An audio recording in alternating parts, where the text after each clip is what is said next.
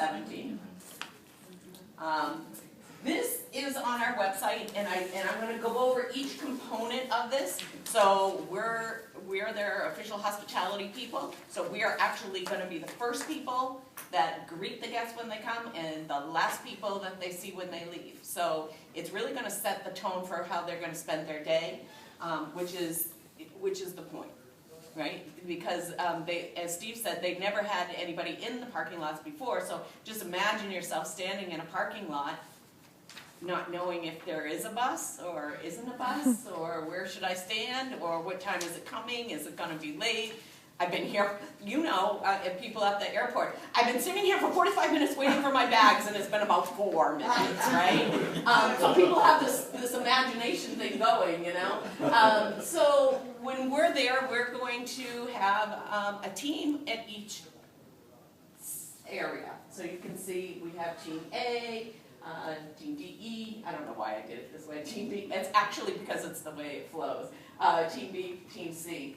And so each team is going to be a group unto itself, so each shift in each team will work together. What we're going to try to do is not, even though you're going to be assigned to a specific place when you get there, I'm going to try to get the team, that's why we have supervisors, team supervisors, because I'm going to try to get the team supervisor to move everybody around.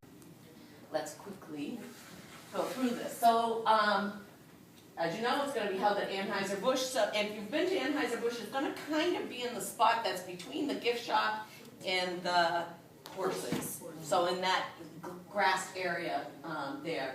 Again, Steve had mentioned limited parking on the grounds, so you may or may not be able to park on the grounds.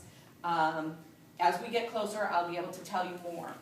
I will say that you sleep good the night before, wear your comfy shoes, because there's going to be a lot of walking no matter what job you have. So if people are strategically trying to pick your jobs, just sign up for the time and the shift that you want, the day and the shift that you want.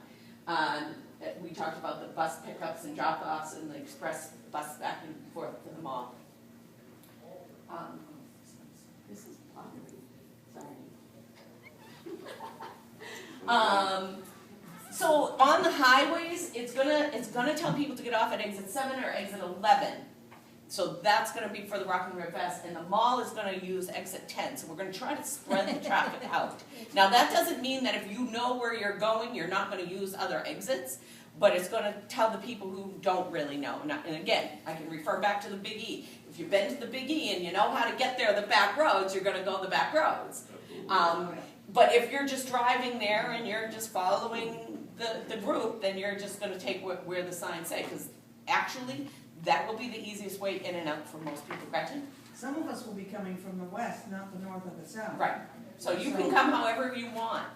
You're going to have to end up. Well, they're just putting signs on the FDM. 101A. No, go across 101 and down to the turnpike and that new exit 13 and get on Route 3 and come south. The access road, the new access road. The new exit 13. Yes. You could come right to It's a Nashville. freebie, yeah. Because I get on 7. Right, Yeah. you just go past 7 and your next left, there'll be signs and a police officer, Henry Burke, and that's just underneath. You're gonna be where it walking. says news exit. We're going to be walking, right? Just GPS it. Coming from the west. We'll start the night before. We'll park in the Bedford Mall. So 1 second. So I just want to explain. I'm not in charge of all the parking lots in Rock and Ribfest. I'm only in charge of you guys. So if they've been doing it for 10 years and they haven't had problems getting people from the west, I'm not going to tell them that they need to. But for us, there's a Google map, and and this is how to get to it. You're not going to have to write this all down. I'll have it on the website. It is already on the website. You can click on it, and you can map out from where you are to where you want to be, and it'll take you there. Does that make sense? Yeah. And if you don't know how to use Google Maps, and you're on it, and you're frustrated, just give me a call, and I'll walk you through it, because it's a very cool tool. All of these pictures are taken off of Google Maps.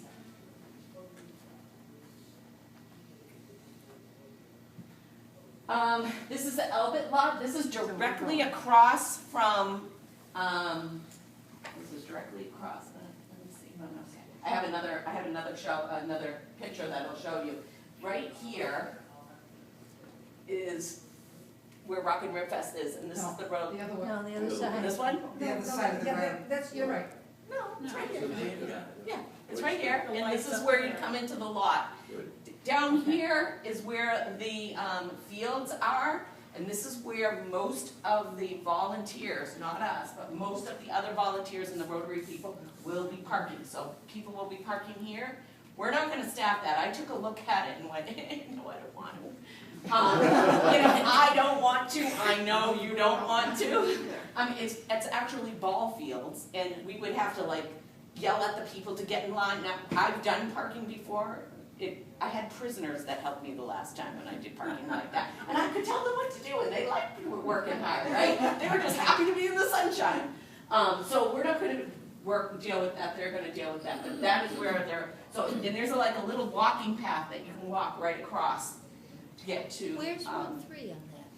Route 3 is right here, like kind of where this line is. That's the You turnpike can't that you see see it, on the so- left. It's Okay. beyond the soccer field. And I'll show you again. So this is the closest lot.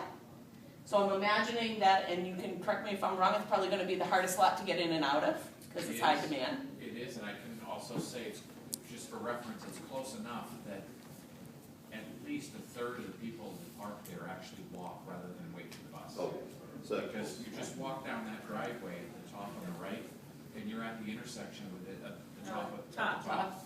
And She you- can't do Well, no, I know here though, there is a walk, they walk across here too, right? Yeah, they Yeah, typically, just right there at the top, yeah. Elbit typically barricaded that walkway off. This is the first year they're letting us use the field, so they're gonna let us use that. But I'm just saying that it's close enough so that people, rather than wait 10 minutes for the bus, will just walk down that walkway, even with families and strollers and whatnot. And at the bottom of that hill, there's police officers that will stop the traffic and let them cross the street, and then they have a driveway to walk down to the lower lot behind Bush. And about a third of Is there a people charge just to choose to go do in? that rather than wait. No, they're all It says exhibit over there. There's not a charge to park, there is a charge to get into the Ribfest. There is a charge. Yeah, it's similar to any expo. You pay to get in and you pay to get whatever you want when you're in there. Okay. No, we don't have to pay. No, Can we go in to the Yes. expo Yes. after or before? yes, Yeah. yeah, on the day that you're volunteering, you can. So, we have a north and a south, but all here is parking also. So there's all little parking spots there. So you can see we have a pretty big team in this lot. We have one team leader, a flagger at the bottom on this side. Flagger at the bottom of the, no, flagger at the bottom, flagger at the top. And then we're gonna have guides that go through to the paths in case somebody needs it. We're gonna have two greeter stations, one on this side and one on that side. And then we'll have a floater that will go back and forth, and we'll have a bus rider. So like I said, we're gonna try to mix it up and get you guys into, and I'm gonna let the supervisor on duty help you with that. And you all will be supervisors at one time, so you'll all get a chance to do that. Again, we have no idea how this is gonna work, so we're just gonna give it our best. And I trust you guys because you do this for a living, you know how to do this, And so. hope for nice weather. And I We're having can't some. say, Right. we have no idea how it's gonna work, just so that doesn't sound too terrible. We've never had it staffed and we've never had a problem. yeah, right. So That's we good. don't expect any kind of conflict or issues or Right. confusion. Well, that's what I'm saying, I think because they do it all the time, you guys are gonna find this very easy. We put enough people in place so you'll feel like you're not there by yourself and you can take different types of shifts. And you might wanna stay in one shift if, you might wanna be a flagger and enjoy that for 2.5 hours, I don't know. So you can let each other know.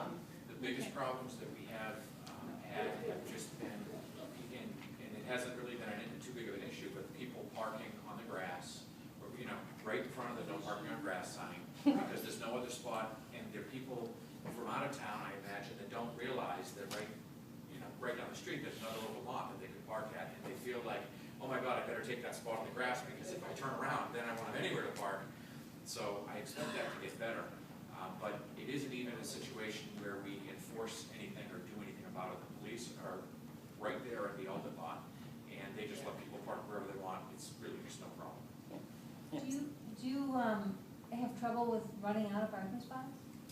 That lot is the only one that does, and there's a peak time, and you're right here is going to help us understand where that is, but there's a peak time on Saturday where you have the morning crowd still there and the evening crowd arriving. And at that point, usually around 2, from my experience, I've only been doing this for 3 years, that lot actually gets barricaded and closed. And we can do that because the police run that intersection. So the police will take a little four-wheeler up and they drive around and they see people coming down and not being able to park. They stop sending people up until they see a whole bunch of people come out. It's very primitive, but that's how they manage that lot. That's the only one that's ever done. Lot B. Elbow. Elbow, Yeah, Team right. B. If by any chance, if you're gonna letter them with our letters, that would be so cool. No, Elbit is A, actually, I just switched this thing. The other thing that I wanted to say is, we'll have a walkie-talkie, and we're all working together with the Rotary people, the police, everybody, so I think Teamwork. yeah, it's gonna be teamwork. Okay, so this is Harris Pond. Now, Harris Pond is a little mallish plaza-y thing. I don't know if you've ever been, but if you've been, it's flat, it's easy. You can see from one end of the lot to the other. So we only have 6 people, so that should be a fairly easy lot to control. The other one being so big and on 2 sides of a building, it's harder to see. Team C is at the BAE parking, and Elbit is a company, BAE is a company. So that's why we call them by their company names, because these are actually businesses that have parking lots. This is a pretty big lot too, and it has, I don't think in the past you've used the upper lot, is that what you said, or Betsy said, I think? We haven't officially, Yeah. but I can, if you want, just, I can. Yeah. We're gonna couple of things out on this one. There's 2 entrances from Daniel Webster Highway, here and here. And we've had plenty of signs on both, and what we have found is that people come in here and completely fill this lot. They fill this, which is just on the other side of the driveway, there's basketball courts there, and they fill all of this, and then they fill this lot, and this lot has remained almost completely empty. Then they park all along the east side of the BAE building on the grass, Yep. all the way down, you've probably seen it, all the way down beyond the corner of the building. They drive right down the grass underneath the campers in sign, and they line both sides of that street that the campers and the FAA are on, while this remains completely empty. Can you have a sign with an arrow more parking? We're gonna be there also now. Yeah, we're investing in new signs. That's what I'm working on tomorrow afternoon, is meeting with the sign people, as well as having a flagger somewhere here, and much better signage here, as well as the handouts, so that